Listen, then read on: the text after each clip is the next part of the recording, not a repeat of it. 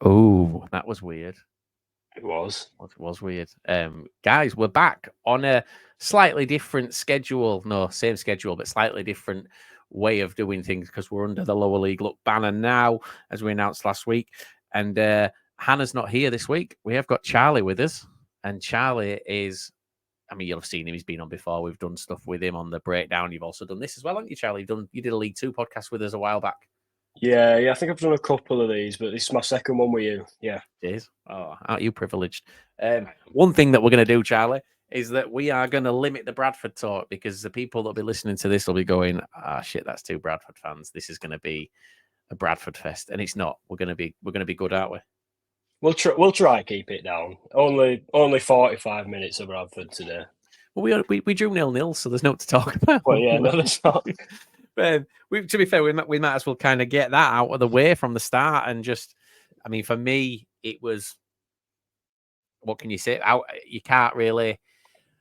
On the pitch, there's not much to talk about. I think a lot of it's kind of off the pitch. We were discussing it before we came on about the fans at the minute and the atmosphere. It just seems to be. It's just not a nice place, is it? At the minute, it's not enjoyable. It's like eerie, you get the vibe that everyone who's there doesn't really want to be there, but they're all there because they kind of have to be. And, attendances are sneaking their way down. They went back up compared to last week, but still they're not, it's weird. It's like all the fans are in limbo and they're all arguing and they all want the same thing, but for different reasons. And it's just not a pretty time right now. No. And there's literally in the same corner of the ground. We've gone from two stands arguing back and forth to the same corner where the atmosphere is supposed to be essentially going at each other. And that's what that seemed to be the main talking point of the game. I can't remember much of the game other than I think Andy Cook and Halliday clashed. Cook came off it with a dead leg, but aside from that, there just wasn't really many talking points. And I don't think from either side. I think neither side looked particularly great on Saturday. No, it were a 0-0. You know what I mean? It were a 0-0 on the pitch, not just in scoreline. I mean, positive, maybe Callum Kavanagh. He surprised me a fair bit. Yeah, well, more than a fair bit. Yeah. But very fast. He looks smart, very direct as well. Something that we need. And Jake Young's just missing a goal, isn't it? Because I think Jake Young's looked great since he came back. He's sharp. He's on it. He's like, it's like he can smell the goal. You know what I mean? He's always moving into the perfect spots, playing the right pass. He's just not really. He's just not scored yet, but it's like night and day compared to other attackers, even Andy Cook, who we all like. And even Tyreek Wright, he only had one game and he's not played much recently. But Jake Young, even in the 2-0 defeat to Swindon, which is probably the worst we've played all season. 3-3, wasn't it 3-0? Or it 3-0? Yeah, I'm saying 2. I'm saying 2. We'll stick with 2. I'm sure we conceded 3. I probably turned it off by then. Yeah, that sounds about right. I think I felt like doing the same. Yeah, no, I agree. He's just a goal he's missing, and once that goal comes, yeah, good luck to anyone because he's doing really well with the way that he kind of not just holds the ball up, but he breaks down the middle and he can take 2 or 3 defenders out in one move, and it's just nice to see. Kavanagh surprised me with there was one moment where the ball was kind of played over the top and he took it on the chest out to the wing and then got a crossover, and it just like we've been missing that, someone willing to put in an early cross. I suppose one talking point which we need to mention is the club the game was stopped in the 90th minute.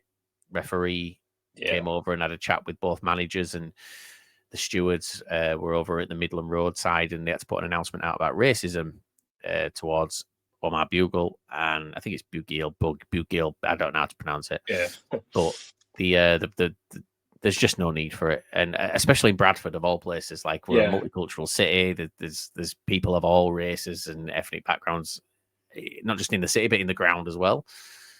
What's reported to have been said is it's just no place for it at all, and I hope the club have got the footage. I hope the club catch the people and they can just be gone.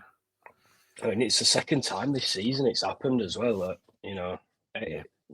It's just not a good look. It's embarrassing. All the fans have been saying, whoever it is, we need to get rid of them because it's embarrassing. It paints a bad picture for the club, stuff like that. But this is a different stand this time as well. This is the thing. It's like it's not even the same area of the ground. This is someone different who's done this. It's the mildest stand as well, which sounds like a Yeah. weird point to make, but it's not the sort of that's where all oldies sit stereotypically. You know what I mean? And all passive people sit. That sounds like I'm having a go. I'm not, but it No, it is. seems It's a quiet. It's a quiet. Like it's not even the family stand either. Like, but it's the quieter stand, yeah, and it always and has been. it's just it's embarrassing. It is embarrassing. Yeah. Imagine how our own players feel. Hearing stuff like that. Yeah, it can't be good, and it just doesn't paint a good picture because players. If we're trying to attract players in the summer, players talk. Imagine you're friends with Omar Bugle, and you get an opportunity to go to Bradford, and you kind of think, well, hang on a second, you racially abused my friend. Why would I want to? I don't see the point. I don't know what they're hoping to gain by it. Like, what did they think he was going to do? Turn around and jump in the crowd and start fighting and get himself sent off? It's the only people that have come off looking bad in this at all is Bradford fans and the club. Like, he's made the club look really bad as well. Yeah, it's outrageous. I don't know what they're going to do about it though, and it's not, like, did anything happen last time? Do you know? I don't know if they caught them last time, but my understanding this time is that they know who it is, and if they know who it is, then you think that it's got to be the strongest thing possible.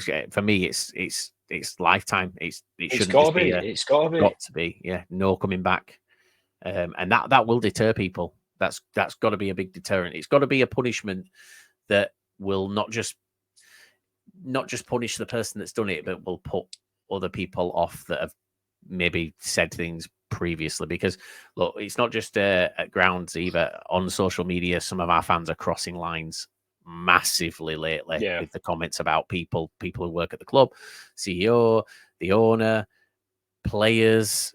There's got to be a line drawn, and I feel like it will happen sooner rather than later. It's. I mean, on the topic of that, the BBC Radio Leeds sort of situation where they've said email in your questions and we'll ask. Who's it? Sparks, Gent, and Alexander. So the fans forum, is it? They're doing a fans forum this week, which is in front of the fans. Fans forum, but at the same time, some people I am dubious about it. I'm not going to sit here and act like, but at the same time, some of the emails people have sent in, instead of saying, and I get frustrations high. Instead of saying, "Oh, what's the plan?" It's like, "Oh, why have you done this? Why have you done that?" And it's like, that's not, if they get asked that question, they're probably going to match it with the same energy. Yeah. And if they don't match it with the same energy, you'll be unhappy. But at the same time, you can't expect your question to be respected if that's the sort of stuff you're asking. There's a way to go about things, and it's just not constructive. There's no point going into this angry and screaming, shouting, and wanting to. And this is why they've not done it in front of fans, because it would have just been a screaming match at Ryan Sparks. And the thing is, you can't do that when your manager's sat there. You can't. There's a way of going about these things, and a lot of people are going about it the wrong way. And here's the thing: I know I've seen some of the people that are saying these things, and I've known some of these people for 15, 20 years. One guy tweeted out the other week, and it's a threat, said if he sees Ryan Sparks, he's going to knock him out. It's like, that's a threat. But I know this guy. I know if he was in a room with Ryan Sparks, he'd be saying please, he'd be saying thank you, and he'd sit there cowering in his chair because he's not what he thinks he is. And it's like, I don't understand what do people hope to gain? Do they think the CEO is going to go, oh, everyone's swearing at me on Twitter, I'll sit in front of him? No. Yeah, it's just bizarre. Like, I get people having concerns, I get people having issues, but you've got to, act not professionally, but respectfully. You've got to think, how does this make me look? Exactly. You can't complain about the way that the CEO has been as far as like communication and stuff's concerned, if you can't string a sentence together without swearing or insulting someone, like be the person that you want him to be. If everybody was going in constructive and asking well thought out questions that actually matter, you know, let's be completely honest. Going in and asking him to resign is ridiculous. Why on earth would he resign? Like, we are commercially, we're in a strongest position I think we've been in, I'd say, decades. You know, aside from a Premier League which sells itself, but we are commercially so strong, and people are kind of throwing the toys out of the pram because of the league position, which still, and I always come back to this, people are blaming Alexander a lot at the minute and saying that they're not sure about him. Phil Parkinson's first season with us, when he came in and took over from Peter Jackson around the same time that Graham Alexander came in, he finished 19th in League Two that season. The season after was much better, as we know. And like, that's where we're at. Like, Parkinson finished 19th. If Parkinson came in at the same time Alexander did, obviously 10 years later, fans would be wanting Parky out now. And then, like, imagine if back then they'd have had that attitude. Yeah, like, yeah. We don't get promoted. We don't go to the cup final. We don't go on and beat Chelsea. Like, none of that happens. We've got to be just a little bit more patient. I mean, yeah, it's interesting. I mean, with Alexander, my patience was wearing thin after the Swindon game. It was like horrible for the past few weeks. It were like, why pick this lineup? Why pick these players? Why play like this? And then he went through this trend like over the last month of playing a cup game and playing it perfectly, and then just going back on the league. But, you know, now it seems like he's switched that up. And after the match against Wimbledon, you know, he came out and said, listen, I've got to work with what I've got to work with, which I think might be his way of saying some of the players are up for it, which isn't a big secret, you know. But he's also said, you know, at the same time, it's down to him to make the decisions and sort of take accountability, you know, in that he has to do something about it. He can't just keep trying the same thing, which is good. It's promising, and it's good that he's willing to change things. And I think we've slowly seen that. And, you know, compare his system to how it was second half of Notts County. It's similar, but it's certainly not the same. Definitely not. I feel like on Saturday we were a lot closer to our strongest side. Yeah, a lot closer. I think Jamie Walker is the missing piece of the puzzle. I think that's undoubtable. I mean, it happened last season, but it feels bigger this season in that when we don't have Jamie Walker, the drops it fell apart without him, didn't it? Yeah, it did, and it happened last season, and it's happened on a greater scale this season. You know, we went on the winning streak with him, and it's hard to blame just one player, but at the same time, he fits Alexander's system. Alexander wants a high energy press. He wants to create as many chances as possible on the front foot. Sorry, Jamie Walker. That's Jamie Walker all over. Yeah. It is, and Gilly sort of slipped into that a little bit on Saturday, and you saw Gilead having the shots that Walker would have, and it would like it's nice to see. If Walker's going to be out a bit longer, I'd like to see Gilly stick in that role. Yeah, 100%.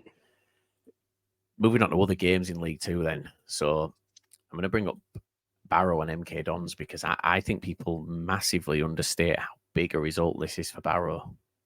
I don't know if you saw the goal, Cole Stockton's goal. I didn't, but I heard about it. Yeah, so it was kind of route one. Farman blasts it upfield. Stockton takes it down about 25, 30 yards out and holds it. Plays it out to the wing to Whitfield, who then plays this through ball, which just splits the defence in half. And Stockton, first time, just smashes it in from about 20 yards out. And it's just, for a first goal, it was great. Like, really, really well taken. And it didn't look like MK really had anything else to offer in the game. Like, they just struggled to deal defensively. Like, they seemed like they were bullied because Barrow are a big, strong team. And then they just couldn't deal with the attack. And like, Barrow, I think they had 40% of the possession, did Barrow, but they had double every other stat. Which, well, that's the thing about Mike Williamson. He's about, you know, he's a great manager, don't get me wrong. I'd take him now, regardless now. But at the same time, I think he and that's not hate to Alexander, that's just my No, it's like I'd take Pete Wild now. Yeah. Yeah. Well, I'd take them both now, but I'd take Mike That's just Williamson greedy. more now. That's just us being greedy at that point. Well, yeah, it's his play style. I think I was speaking to Heath about this, who's basically the guru of Mike Williamson. Mm-hmm. And he said that, you know, a lot of the issues with them is they can get the possession, but they struggle a little bit with doing something with it. So they can control a game, but they might struggle sometimes with sort of good chance creation and converting them. But yeah, Barrow, I mean, they're surprising me a lot this season. You know, even still, and that's not me saying, oh, they're overachieving. They're doing well, and they have been all season. But something feels off for me. In that, I think I said this to you before. It's not gone majorly wrong for Barrow yet. They've not had a crisis, have they? They've not had an injury crisis, nothing. But at the same time, the longer the season goes on, the less time there is for that crisis to happen. Yeah, we said this last season about Stevenage. Everyone kept waiting for Stevenage to drop off, and it just didn't happen. And I think Barrow are pushing on, and it goes back to the interview we did with Pete Wild, and he said, because I asked him about dropping Whitfield, who, you know, let's be honest, in his position, there's not many players better in this league. Yeah. He dropped him again on Saturday, and I watched, when I saw the lineup and saw that he wasn't playing, I watched how the game panned out, and he's right. His ability to read the game, Pete Wild, is ridiculous. He sort of said, I have squad players who can drag me through 70 minutes of a game, and then I have match winners that I can pull in. And you look at it, and it's like he brought Ben Whitfield on in I think the 70th minute, 60th minute. He brought Whitfield on in the 60th minute, and 15 minutes later, Whitfield sets up the winning goal. Like, the tempo just changes with those substitutions that he made. Whitfield in the 60th minute, and then a double substitution 13 minutes later. And then as soon as they went 1-0 up, and this is where, not meaning to bring it back to Bradford, but this is where I think I struggle with Alexander a little bit. If we go 1-0 up, and Mark Hughes was the same, Derek Adams was the same, Stuart McCall was the same. I don't remember a manager that wasn't for us. We go 1-0 up, and they go, well, I can't change it now. And then we have players who are tired on the field, who are unable to continue, but we're afraid of changing it, because I think if we change it and then we concede, it's on the manager. 78th minute, Stockton scored. 79th and 80th minute, Pete Wild made a double substitution. Yeah, and it's just about reading game, and it's something that's, I guess I'd say, underrated at this level. Yeah. You know, it's a lot of it's little things like that. It's not style of play. It's about, right, this is happening, now I do this. A lot of managers don't do that. And how many times do you see fans saying, "Oh, we were screaming for a sub," or "Why didn't you put so and so on?" Everyone everywhere says that after virtually every game that they don't win, and it's just it's one of those skills. And then for that player to be Ben Whitfield is insane. You know, I think, I could be wrong, but was he injured till like October, November or something? He didn't start the season, and his stats are insane. I don't know off the top of my head, but per 90, he's at least getting a goal or an assist per 90, maybe better. Such a good player.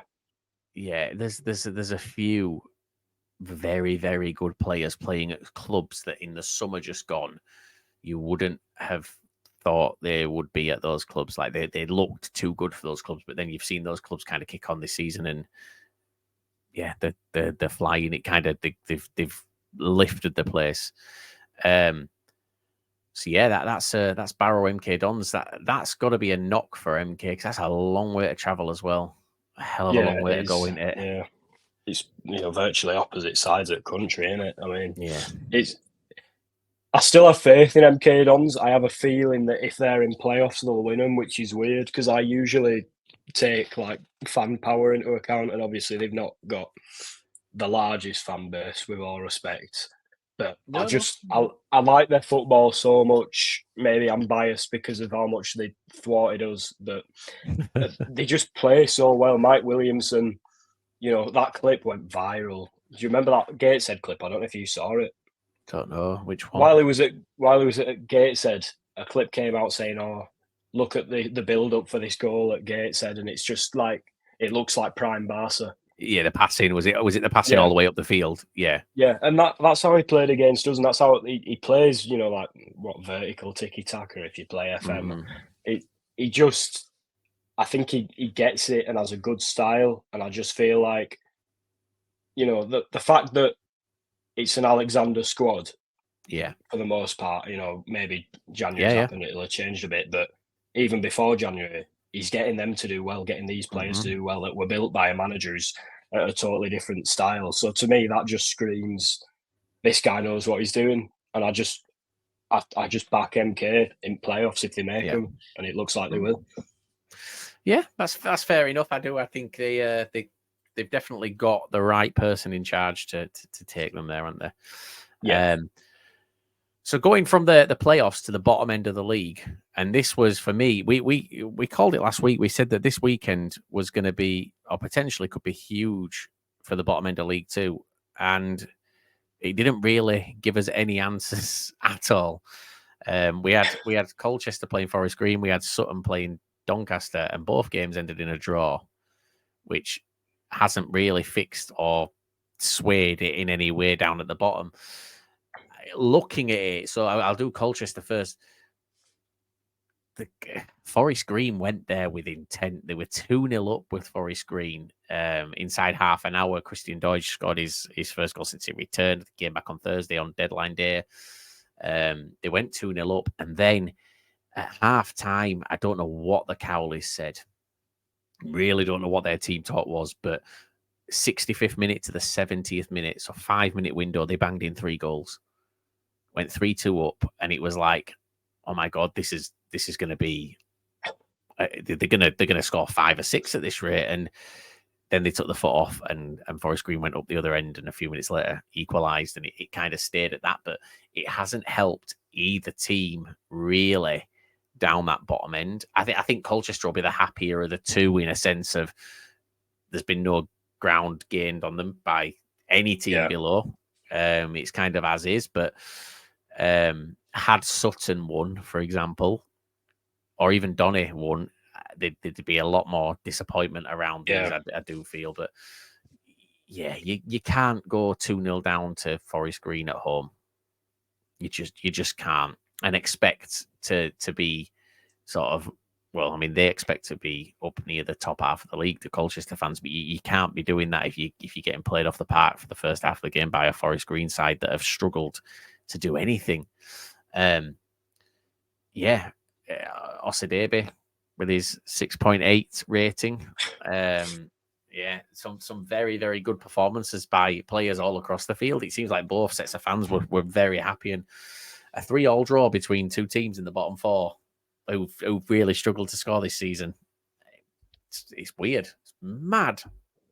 Do you think it says more about Colchester's improvement or Forest Green's or I think both? it says a little bit about both. They kind of took a half each, didn't they? I think it says a lot about both. I think you look at the way Forest Green have set up, they've gone there with a real attacking threat. And we said and this is where we were talking to Donny fans, and they didn't like what we were saying, but Colchester, Sutton, and Forest Green have all improved this window Yeah, massively. yeah. And that shows it. And we'll come on to the Donny game in the second, but the transfers that they've brought in, and we look at Anderson was the man of the match. He joined last week, or the week before. You then got Deutsch scoring his goal to make it 2-0 for Forest Green. Again, like these are they've made some very shrewd appointments in terms of players coming in, and they've got rid of the shit. Troy Deeney has gone. Let's be honest, he was shite for them this year. He was a rubbish player, and even as a manager, he just dragged them further down. Yeah, he did, and he was a negative to have around that club. I think top to bottom, he was a complete negative. So yeah, for me, I don't know what's going to happen at the bottom of that league. I still think that out of those bottom four teams right now, Doncaster are the weakest one. It's scary, isn't it? I mean, some of their best players came back, and then what were it, a triple injury against us, and again back to Bradford. But do you know what I mean? Yeah, Some of their better players aren't yeah, you know, I can't remember his name, but he's out for the season. You know what I mean? And Was Ben Close out for the yeah, season? that's it. Molyneux took an injury, and I can't remember who the other one was. But to lose play, you know, they were all saying, "Oh, how good's Ben Close been?" And you know, we look so much better with him in team, and you like that. And it's it's I don't know. I really don't know. They went to Sutton on Saturday, and you know, they were 1-0 down to Sutton until the 96th minute when they got a penalty and equalised. But for me, Donny fans have said they should have had a couple of penalties earlier in the game that didn't get given. They're not on the highlights for me, so I haven't seen them. But I don't think the penalty that was given was a. I mean, no, it was a foul, but the referee played advantage, and the ball came out. It was played out to the edge of the area. The Donny player shot, and it went wide. And then the referee pointed to the spot. As far as I'm concerned, if the player gets a shot away, that's an advantage. That's on them. That's on them. Yeah. So he gave them advantage. They took the advantage. They missed the shot, and he pulled it back for a penalty. Whether they should have had other ones, I don't know. Like I say, I didn't see. I can't see. I'm not saying that it didn't happen. Everyone seems to have agreed. I spoke to a Forest Green fan, a Sutton fan, who said the same. Like there should have been a penalty. So maybe it does even it out a bit. But again, Doncaster wanting to stay up, wanting to fight, go into a team that have been at the bottom all season, and I mean, look, like obviously Aaron Challoner, who's in our group and stuff. He commented. In the 85th minute, he was just like, that's it, it's done. And I said to him, it's not over yet, because you just knew that there was something going to happen. But Donny fans felt that they'd played that bad in the game that it was done. Genuinely, that equaliser, I think, saved McCann.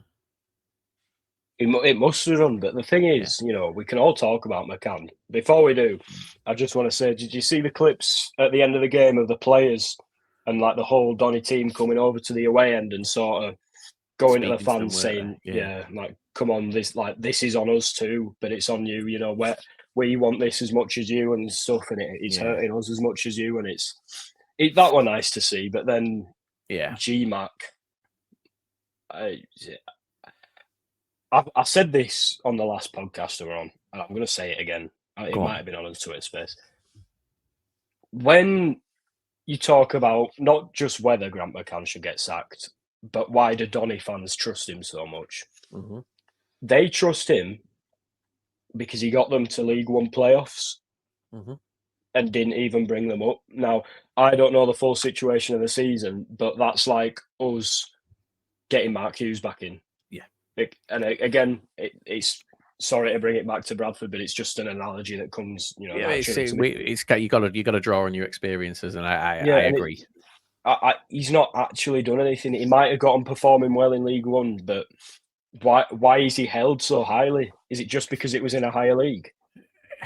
He did stuff. He's done stuff at other clubs as well, which is you know, a Hull and things like that. But I've always kind of looked at it as he's always Hull are. Regardless of what we think, regardless of where they are in the leagues, Hull are an attractive club. Yeah, you know, the former Premier League club. They've been there a few times. They in recent history as well. They've been sort of top end of the Championship, knocking on the door. So players want to go and play at a club like Hull. You know, world class facilities. Yeah. So when you go to a club like Hull or Donny, for example, who are knocking on the door of the playoffs in League One, the club sells itself, and we kind of. For me, it shows the real mettle of the manager when you look at how they do when it's a rebuild. And this has been a rebuild this season for Donny, and it's gone horrific. And it's showing that maybe he is very, very good at going into a club that's kind of got an infrastructure or something in place that he can kind of work with. But having to start from scratch is where he's kind of struggling. And again, I like Grant McCann as a manager, but there's certain clubs that suit certain managers at certain times, and I don't feel that right now he suits Doncaster. He suits Doncaster because he gets the fans on side, and the fans will buy into it. But every single week that's turning, and it is starting to turn now. But what Donny fans are now doing is, and this is where, again, we need to talk about consistency, is they blamed I think it's David Blunt, who was their previous chairman. So last season it was Gary McSheffrey's fault. So they sacked Gary McSheffrey. They brought in Danny Schofield. Then it was Danny Schofield's fault. So they brought in, they sacked Danny Schofield. Then it was Blunt's fault when things weren't going right in the first half of the season after they brought McCann back, who was the fans' choice. So Blunt left, and now they're blaming the other chairman, who at the time when Blunt left, they said would be the one that would take them forward. Now it's his fault. Injuries as well. You've And got to injuries remember that. because yeah, and that's the other thing. But then you look at Stockport. Stockport at the beginning half of the first half of the season, at one point they only had 17 fit players.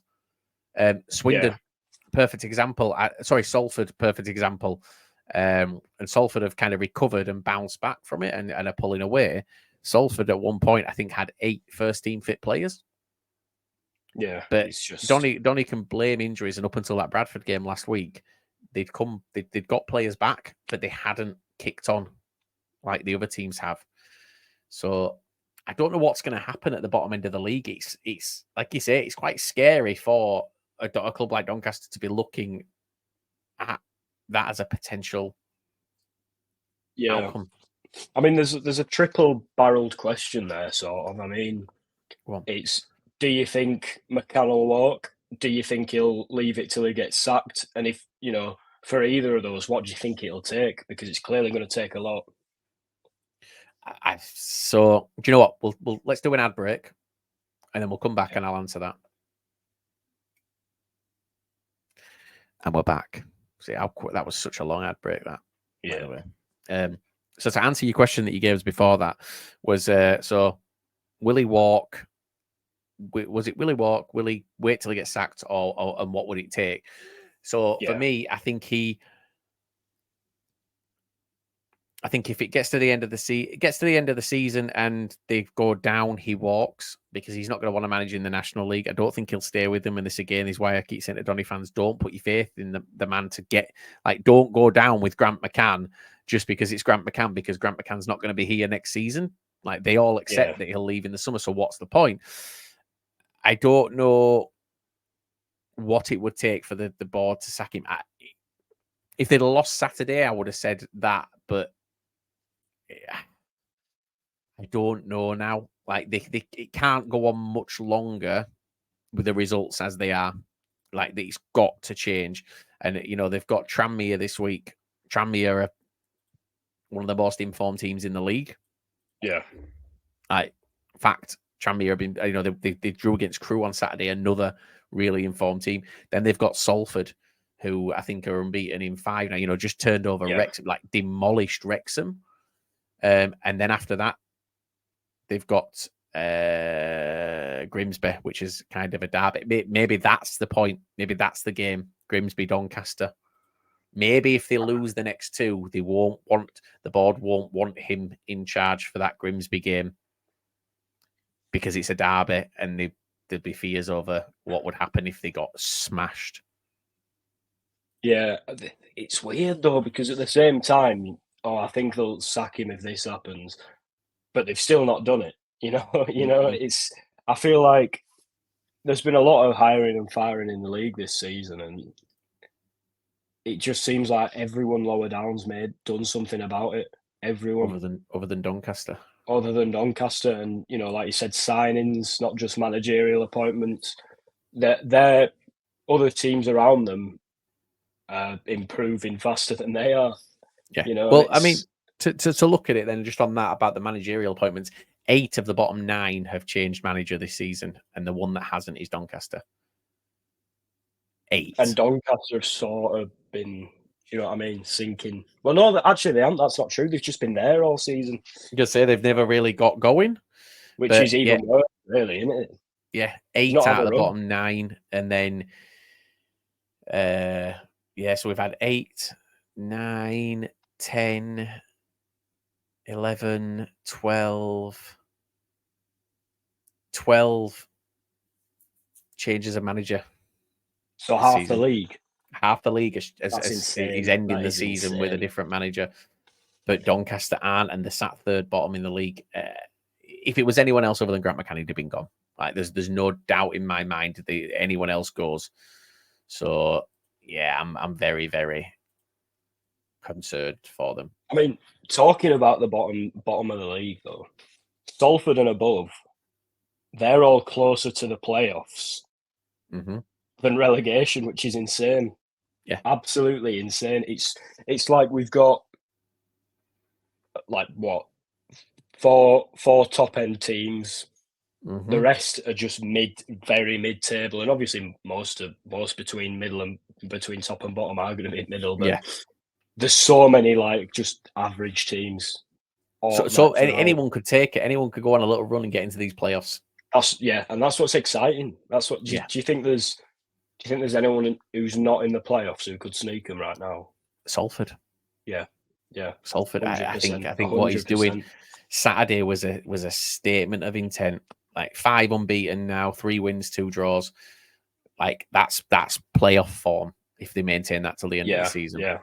I can't see any of the mediocre teams down there who aren't going to get relegated. I can't see any of them going on a run consistently except Salford.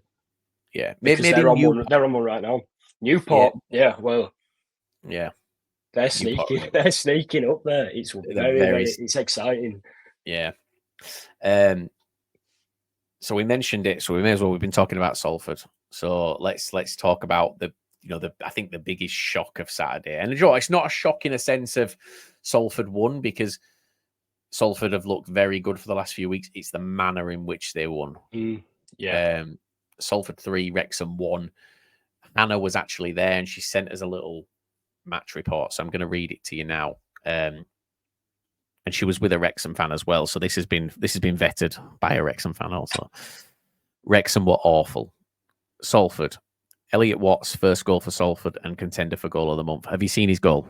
Yeah. Oh, yeah. I have. I've watched it a couple of times. It's phenomenal. I can't stop watching it. Do you think he meant it? Do you think he meant it?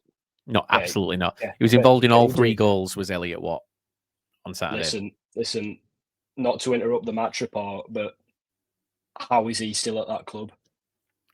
Do you know what I mean? And that's he's out of contract in the summer. He's out of contract in the summer. Someone's going to end up with him, but whatever league they may be in, and it's going to be a brilliant signing. I can't believe he survived January, and they might have been picking up form Salford, but this is where I had the thing about Al Hamadi last week. For me, there are so many more important players at this level for clubs than Al Hamadi was. If Al Hamadi's a £1.7 million player, Elliot Watt's up there without a shadow of a doubt for me. Dan Kemp's higher. You've got players that are just such a higher level than where they're currently at. But Elliot Watt looked ridiculous. And do you know what I think has done it for him? He's kind of brought him out of it. Is that Robinson came in and gave him the armband. Yeah. And hopefully, for their sake, that might be what keeps him here in the summer. That could be the thing. There's no chance. I've said this every transfer window, though. There's no chance he'll stay in League Two. He's got 2 young kids. He must just like it here. He's got 2 young kids. He's just they've just more recently had a baby. Like, it's all about. It's not just football. If he's enjoying his football, it's about the upheaval of having to move your family and a young family as well. And I think his eldest will be starting school soon. I think that's kind of, you've got to really, really think about the impact that it would have on the family also. So I don't know, unless it's a local club, and this is where I thought Stockport would have got him in January. I thought Stockport, but thinking about that, say Barrow go up, they spend the time in Manchester. Yeah, train out of Manchester, operate out of Manchester. Yeah, again. There's so many options for him. And look, after what happened, so again, not meaning to bring it back to Bradford, but after the way it ended at Bradford, and the fans turned on him, and they, very selective memories of the fans, and they blame the club for letting him go. He was never signing for us because of the fans' reaction. Fans were abusing him. I was at Oldham away, and I've never seen anything like it. And I believe that one fan in particular made comments about his child online, and like that was his family were getting abused. And at that point, you've lost a player, and so that's one of the reasons that he walked away from Bradford. So I think he's had a good time at Salford. he does seem like the sort of person that puts his family first. So yeah, fair play to him. I hope he stays for their sake. Like I say, I've got a very, very weird. I think if for Salford, it's like I don't know, just want to see him do well. So have I, but I've got this weird thing with Salford. I don't know. Yeah, they've grown It's on a lot like of people. it's like they're a bit of a Lego club to me, but it's like lovely. It's a I Lego like club. the players. They've like this. The ground's like made of Lego, which I don't hate. I like Oh, the ground, I like the but ground. the club The food's itself, awesome. it's a bit of a, you go there and you see kids in Man United shirts, and it's just something that Yeah. Also, like sends me Lego, wrong you've got way. like different color bricks in and stuff like that. I like it. I like that. I like that. It's like a bit of a toy, not just for owners, but for fans. You know what I mean? It's like, oh, let's go see Yeah. Salford. But I mean, As we as grow, a though, that'll on the happen. pitch, I really like them. I really, Yeah. really like them, and it is weird. It's a wonder Yeah. that they're so far down this season, really. Yeah. But it'll No. change. It'll change. Yeah. But obviously, they've changed manager and they're pushing on. So yeah, Elliot Watts for a good contender for goal of the month. Dalby's goal was soft, but meant Parky didn't make subs when he should have done. And again, like I was saying earlier, when Parky was with us, I can't remember a manager that would kind of go 1-0 up and go, right, we're going to still make the change. It's like they're afraid to do it, and that's what's happened here. He was going to make Yeah, changes. They scored, and it was like, okay, let's wait. And then you end up with players that are knackered and are unable to, who've maybe got into their head that they're coming off. You're coming off in 2 minutes, fantastic. We score, you're staying on for another 10. Like it's hard, I yeah. think, with that mentality. She said the away end chips were as ever first class. So yeah, Hannah's big on chips at football grounds. Gary Neville and Roy Keane were there. And she also said that Salford now have a drum. Ooh, so they Yeah. see they're we're watching this club, this Lego club be built. They've found a new piece, and Yeah. they've put it in the crowd. It's They've put a drum very in. nice. And then we're going to give a special shout out to Salford's. I'm going to apologise because I don't actually know his full job title, but I'm going to shout out to Will at Salford.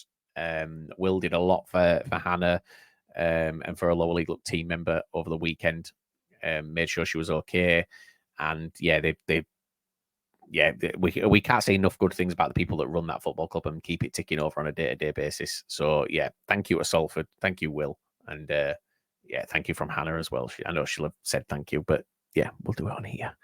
I feel bad So now after saying everything I've said.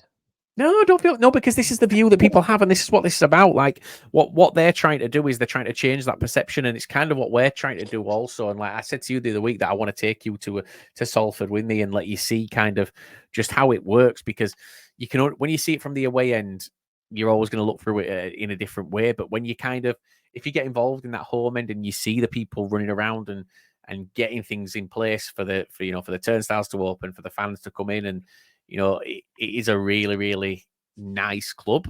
And yeah, so no, I don't feel bad. That makes it better, because you can come and then you can go, do you know what, I was wrong? And that's I what it's hope all so. about. I'll only say that if Gary Neville personally comes and escorts me into the ground. There Gary you Neville go. personally escorts you into the ground. Oh yeah. Well, we'll try and make that happen. The other thing that Hannah sort of sent us some information on was the Stockport County and Harrogate game. Now, Harrogate are a horrific team to play at the minute. I really wanted to speak about. They're missing out on the playoffs on goal difference. Yeah. Where does that come from? I didn't even know until I looked at the table like earlier today, and I was like, "What are Harrogate doing there?" Yeah. Fair play, complete fair play. Yeah, he's wild. We always expect them to go on a little run and then drop off, and they've just not dropped off. Similar, like people are saying about Barrow, they've just not dropped off. It's continuing, but looking at it, Stockport started sluggish. Harrogate deserved the lead, but after County equalised, they dominated in terms of possession, but just had no cutting edge. Macaulay Southern Hales likely out till the end of the season. And Lewis Cass, who came in on loan from Port Vale on Thursday, will likely play more of a role now as a backup. The only other thing on that is that Port Vale tonight have sacked their manager. So are they going to... I don't know if there's a recall. I don't know how it works on second half of the season loans. So, yeah, I mean, look, Harrogate... are really, really in it. They're just, yeah, it's weird. But stats wise, again, Stockport, 55% of the possession, but they had 5 times the amount of shots at Harrogate. You know, they were all over them, but just lacked that cutting edge. And for Harrogate to go to Stockport and put in that performance and come away with a point, not many teams have done that since Stockport picked up their form. So credit to Harrogate. With respect to Harrogate, the crowd they play in front of most of the time compared to, you know, that's a big deal, and it'll took a lot from them. You know, it won't be an easy place to go now, especially at this stage in the season, Stockport. No, not at all. No, I agree. Harrogate just turning up and sort of doing it. I mean, players, I couldn't name any of the players except the ones that we used to have. But apart from that, you know, maybe that's just ignorance from me, but I don't hear much about Harrogate, and then I just look and they're like, oh, have they got there? Yeah. No, really, they're there. It's weird, isn't it? Because you just don't expect it. And they're up there. Another game I want to sort of come on, because we don't normally do this many games, but there were some big games at the weekend. It's Mansfield and Notts County. And this was a game that was for some Mansfield fans, the way that their form's been going, this was a huge game for them. They've got mirrored form, these two. So Notts' last 5 games is win, loss, draw, loss. Mansfield is loss, draw, loss, win. They're literally mirrors of each other. And Mansfield have gone and they've won 1-0. Seems to maybe have been a bit of a scrappy game.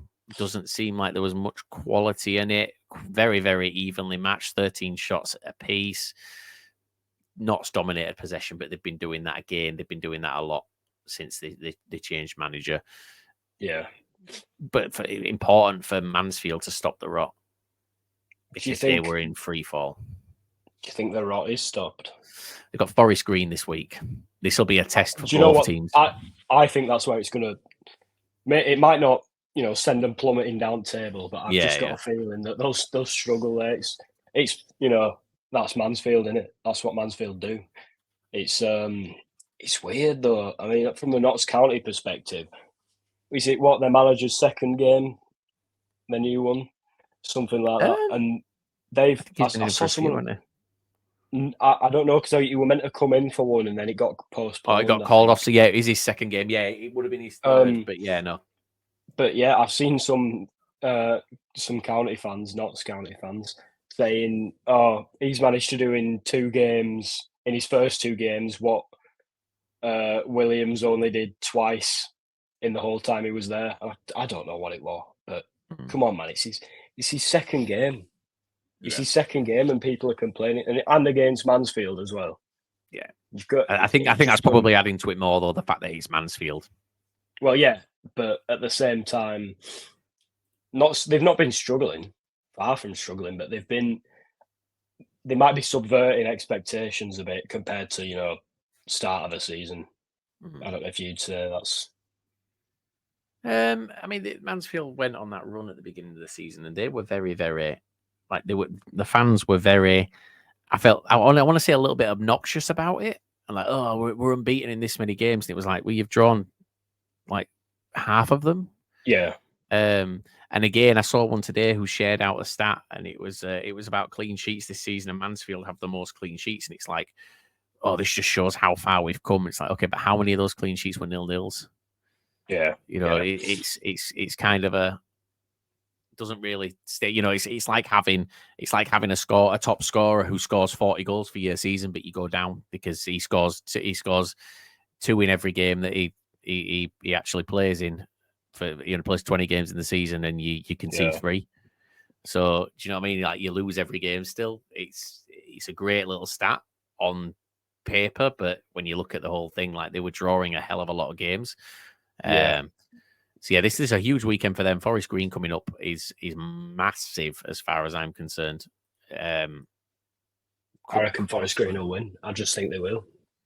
Forest Green have got to be confident after bagging 3 goals, haven't they? I feel unlucky to have not come away with more, maybe, especially like I said, being bottom of the league. So, well, look, let's have a talk about just general League Two stuff and things that are coming up. So, I believe if we look at this weekend's fixtures that are coming, so we actually have a game tomorrow night. Walsall and Morecambe play. Right now, Morecambe beat Crawley over the weekend, and I think Walsall drew 1-1. Yes, they did. Could be an interesting game. Could be an absolute shit show. But Friday night, Notts County are playing Gillingham, and then we go to Saturday. Ooh. Yeah, Saturday has some interesting games. We've got AFC Wimbledon and Barrow. Donny Tranmere's one to keep your eyes on. Colchester have got to go to Harrogate again. That's a horrific game that could drag Harrogate into it. Harry McCurdy's back at Swindon. We've got to touch on that because that's a huge thing for them. But for me, it is quite clearly just to appease the fans. Like this is Swindon fans, don't let your guard down. It's not got better. Look, enjoy Harry being there. He's a great guy. He's a phenomenal player. But don't let your guard down on things. I think too much has gone on for you to kind of go, okay, that's absolutely fine, not a problem. So yeah, that's all I'll kind of say about the Swindon side of things without getting sued. Sutton have to travel to Morecambe, and then we've got to go to Wrexham. Are you going? Are you going to hide at home? I'm going. I don't know. The atmosphere will be nice. It'd be good to see ground. I quite like the look at ground, but I'm not looking forward to the game at all. At all. But it'd be just typical of us to go to Wrexham and come away with 3 points. I hope so. I really do. It's gonna. I have a tendency for going on the worst possible away days, and I just. So why are you going, feel then? like I am going. Like, why then? Why are you going though? Listen, we all say, right? Oh, Wrexham getting all the attention. Absolutely everyone when the fixtures came out, right when we're playing Wrexham. I am going to Wrexham. I've got somewhere to be that night, and I'm still going to Wrexham. Because you've got to go. You've got to go. And obviously, Ryan Reynolds is just going to pick me out from the crowd and just kiss me. I don't think he's here. I don't think he's over. Oh, he will be. He will when he finds out I'm coming. Listen, Ryan, get yourself down. I'll be there. I don't think he watches. Oh, he will. Well, if he don't, then I'll tell him to. He needs to watch. He needs to watch.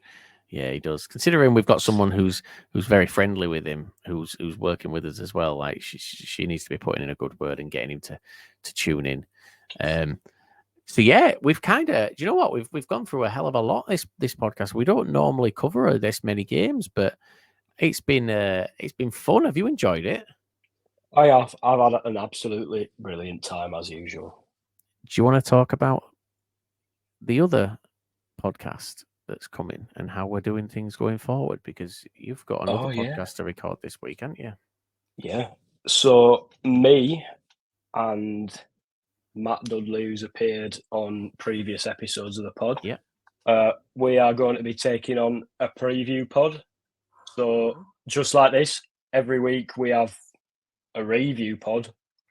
It's going to be like that, but before the games have actually happened. So me and Matt, we're going to try have some fun with that. We're going to pick out some games, have a discussion about, what to expect.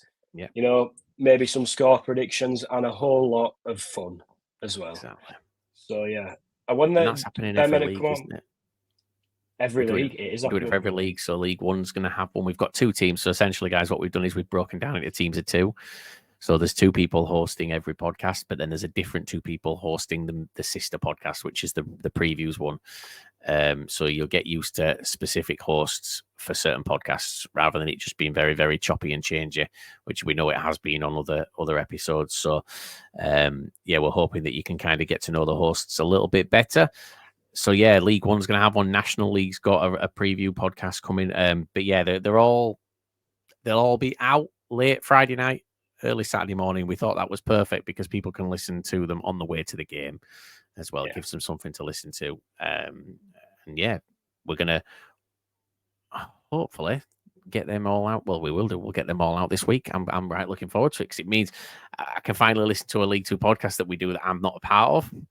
So I don't get to do that often enough. I like to listen to it sometimes. So yeah, I'm looking forward to it myself. Can't wait. It's gonna be fun.